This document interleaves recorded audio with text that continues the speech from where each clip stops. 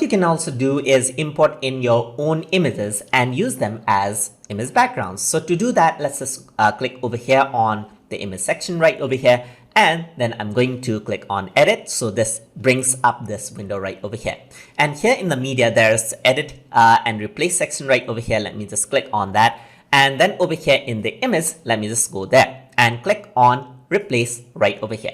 So once I go to replace, what happens over here is that I can upload media right over here, just like that. So I can upload media, and what that does is it gives me options to upload media from various sections. So I can connect to my Google Drive, my Facebook, and other areas as well. But in this example, I'm just going to upload from my computer right over here. So I'm just going to go around onto my Dropbox folder where I have some images ready to be used. So let's say, for example, I want to use this one right over here. Let's just press open, and what that does is it lets you import your own image right over there, as you can see. So it's uploading the image. So once it uploads it out, you can have right over here. So under site files, you can see right over here. So under site files, you'll be able to see the image that you uploaded right over there, just like that.